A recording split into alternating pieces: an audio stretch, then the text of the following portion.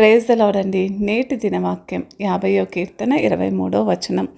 స్తుతి యాగముగా అర్పించువాడు నన్ను మహిమపరచుచున్నాడు. నేను వానికి దేవుని రక్షణ కనపరుచున్నట్లు వాడు మార్గము సిద్ధపరచుకొనెను. చిన్న ప్రార్థన చేద్దాం. మహాపరిశుద్ధుడగు దేవ, వాక్య మర్మములను మేము గ్రహించుకొనుటకు సహాయం చేయండి. యేసునామములో ప్రార్థిస్తున్నాం తండ్రి, ఆమెన్. స్తుతి యాగముగా అర్పించువాడు. యాగం అనేది మరి మనం చూసినప్పుడు ఒక ఎంతో నిర్దిష్టతతో, పూర్ణ హృదయంతో, మనస్సుతో, మరి సంపూర్ణమైన శరీరంతో, ఆత్మతో చేసేది, అవునా కాదా? అదేవిధంగా ఇక్కడ దేవుని వాక్యం ఏమని సెలవిస్తుందంటే, స్తుతి యాగముగా అర్పించువాడు అంటే ఎంతో సత్య ఆరాధన యొక్క హృదయాన్ని సూచించే వచనం ఇది.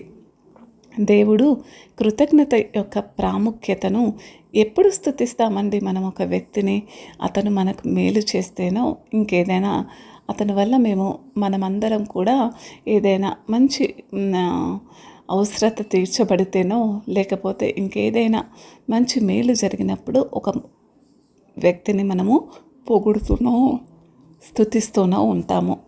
దేవుడు కృతజ్ఞత యొక్క ప్రాముఖ్యతను మరియు సమగ్రతతో జీవించే జీవితాన్ని ఇక్కడ సూచిస్తున్నాడు. ప్రజలు కృతజ్ఞతలు చెల్లించి ఆయన మార్గాలను ప్రతిబింబించే విధంగా జీవించినప్పుడు వారు ఆయనను గౌరవిస్తున్నట్టు ఆయన భావిస్తాడు. దేవుడు తన సత్యానికి అనుగుణంగా జీవించే వారికి తన రక్షణను వెల్లడి చేస్తానని వాగ్దానం చేస్తున్నాడు. ఈ వచనం కృతజ్ఞత గల హృదయంతో మరియు దేవుని స్వభావాన్ని ప్రతిబింబించే విధంగా జీవించడానికి ఒక ఆహ్వానంగా మనం చూసుకోవచ్చు.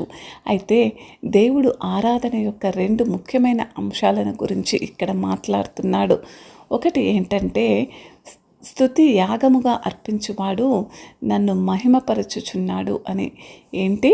కృతజ్ఞత ఎవరైతే చెబుతున్నారో మరియు ఆ కృతజ్ఞతలో కావలసింది సమగ్రత. యాగముగా అర్పిస్తున్నాడు దాన్ని. మరి ఏ విధంగా అర్పిస్తున్నాడంట? స్తుతిని ఒక యాగముగా అర్పిస్తున్నాడంట. అంటే తను చేసే పనిలో కృతజ్ఞత మరియు సమగ్రత మనం చూడగలుగుతున్నాము. కృతజ్ఞత అర్పణలు అర్పించేవారు మరి దేవుణ్ణి గౌరవిస్తున్నట్లు, మరి నిజమైన ఆరాధన కృతజ్ఞతల హృదయం నుంచే వస్తుందని, కృతజ్ఞత అర్పణను అర్పించడం అంటే దేవుని ఆశీర్వాదాలు మరియు విశ్వాసం పట్ల ప్రజలు తన హృదయంలో ఉన్న మరి భావాన్ని దేవునితో మరి వ్యక్తీకరణ చేస్తున్నట్టే అని దేవుని యొక్క వాక్యం చెప్తుంది. కృతజ్ఞత అర్పణలు నిజాయితీగా మరియు కృతజ్ఞతతో ఇస్తారు. రెండవదిగా చూసినట్టయితే, రెండవ భాగం ఏంటంటే, అయితే ఎవరైతే ఈ విధంగా స్తుతులు అర్పిస్తున్నారో వారికి రక్షణ ఉంటుందని, నిర్దోషులకు తాను రక్షణను చూపిస్తానని యథార్థతతో జీవించే వారికి దేవుడు వాగ్దానం చేస్తున్నాడు. నిర్దోషి అంటే పరిపూర్ణ హృదయం కలవాడు, అంటే హృదయంలో ఏమాత్రం కల్ముషం లేనివాడు, అంటే నిజాయితీగా ఉండాలనే లక్ష్యంతో దేవుని మార్గాలను అనుసరించడానికి ప్రయత్నించే జీవితాన్ని గడపడం, దేవుని రక్షణ ఆయన స్వభావానికి అనుగుణంగా జీవించడానికి ప్రయత్నించే వారికి వెల్లడి అవుతుంది.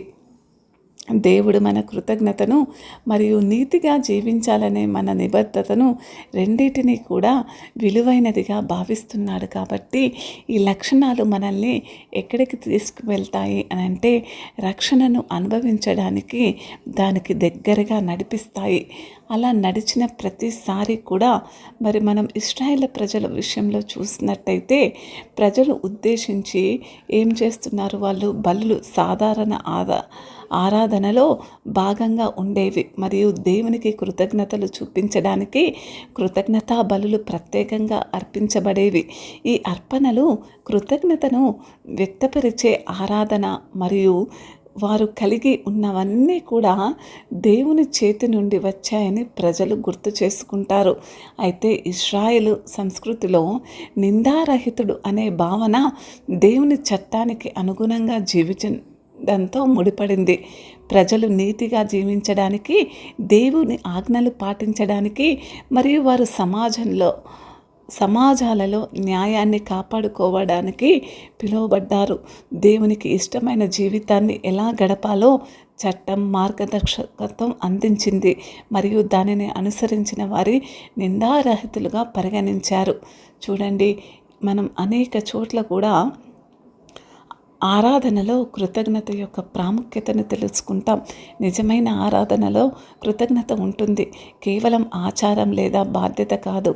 కృతజ్ఞత దేవుణ్ణి గౌరవిస్తుంది మరియు ఆయన మంచితనాన్ని గుర్తిస్తుంది. అవునా కాదా? రక్షణ మరియు సమగ్రత. దేవుని రక్షణ వాగ్దానం ఆయన మార్గాలను ప్రతిబింబించే జీవితాన్ని గడపడానికి ముడిపడి ఉంటుంది. సమగ్రత మరియు విశ్వాసం మనల్ని ఆయనను దగ్గరికి చేస్తాయి. మరి ఆచారాలకు మించిన సంబంధం.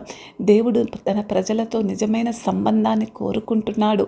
అది కృతజ్ఞతతో మరియు తన మార్గాల ప్రకారం జీవించాలనే నిబద్ధతతో గుర్తించబడిందని మనం గ్రహించుకోవాలి. అయితే ఇక్కడ మనం కొన్ని సందర్భాలలో చూసినట్టయితే నేటి క్రైస్తవులకు కృతజ్ఞతతో కూడిన హృదయాన్ని పెంపొందించుకోవడానికి మరియు సమగ్రతతో జీవించడానికి ఒక జ్ఞాపికగా ఈ వచనం మనకి ఈరోజు ఉంది. ఆరాధన అంటే చర్చికి హాజరు కావడం లేదా పాటలు పాడడం మాత్రమే కాదు. అది దేవుణ్ణి ప్రతిరోజు గౌరవించే విధంగా జీవించడం గురించి మాట్లాడుతుంది. కృతజ్ఞత అనేది దేవుని మంచితనాన్ని గుర్తించడానికి ఒక శక్తివంతమైన మార్గం.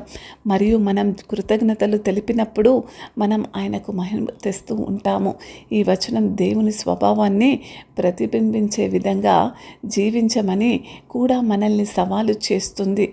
అయితే ఆయనను అనుసరించడానికి ప్రయత్నించే జీవితానికి సమగ్రత, నిజాయితీ, అదేవిధంగా కరుణ అనేవి, నీతి న్యాయాలనేవి మన జీవితాలలో ఒక ముద్రగా ఉండాలి. నిందారహితంగా జీవించడానికి ప్రయత్నించడం ద్వారా మనం దేవుని రక్షణ మరియు ఆశీర్వాదాలను అనుభవించడానికి మనల్ని మనం తెరుచుకుంటాం. ఈ వచనం కృతజ్ఞత మరియు నీతితో కూడిన జీవితాలను గడపమని మనల్ని ప్రోత్సహిస్తుంది కూడా. అందుకని దేవాతి దేవుడు అంటున్నాడు, నిజంగా యేసు కృతజ్ఞత మరియు నిర్దోషమైన జీవం ఈ రెండింటినీ కూడా మనకు తన జీవితంలో ఉదాహరణగా చూపించాడు. తన జీవితాంతం ఆయన దేవునికి కృతజ్ఞతను ప్రదర్శించాడు. అద్భుతాలు చేసే ముందు తరచుగా ప్రార్థిస్తూ కృతజ్ఞతలు తెలిపాడు. లూకా సువార్త 22:19 యేసు చివరి భోజనంలో రొట్టెను పంచుకునే ముందు కృతజ్ఞతలు తెలుపుతాడు. బాధను ఎదుర్కొన్నప్పుడు కూడా కృతజ్ఞతలు చూపిస్తూనే ఉన్నాడు. యేసు కూడా దేవుని చిత్తాన్ని పూర్తిగా కట్టుబడి పరిపూర్ణమైన నిందారహితమైన జీవితాన్ని గడిపాడు. తన జీవితం, మరణం మరియు పునరుద్ధానం ద్వారా యేసు మన దేవుని రక్షణ అనుభవించడానికి సాధ్యం చేశాడు. యేసు ఇలా ఉంటాడు, ఏమంటాడంటే, నేనే మార్గం, నేనే జీవం, నేనే సత్యమని. మరి మన దైనందిన జీవితంలో కృతజ్ఞత హృదయాన్ని ఎలా పెంచుకుంటున్నాం? అసలు కృతజ్ఞతలు అర్పిస్తున్నామా లేదా?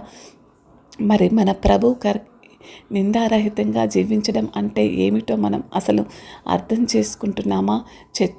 చర్చిలో మాత్రమే కాకుండా రోజువారీ కార్యకలాపాలలో కూడా మనం దేవునికి కృతజ్ఞత సమర్పణలు ఏ విధంగా చేస్తున్నామో ఒక్కసారి జ్ఞాపకం చేసుకుందాం. చిన్న ప్రార్థన చేసుకుందాం. మరి నిజంగా మీరందరూ కూడా దేవుని నిజంగా గౌరవించే ఆరాధనను అందించడానికి ఒక పిలుపుగా ఉన్నారని మర్చిపోవద్దు. యేసు ద్వారా మనం ఈ లక్షణాలు ఒక పరిపూర్ణ ఉదాహరణను చూస్తున్నాము.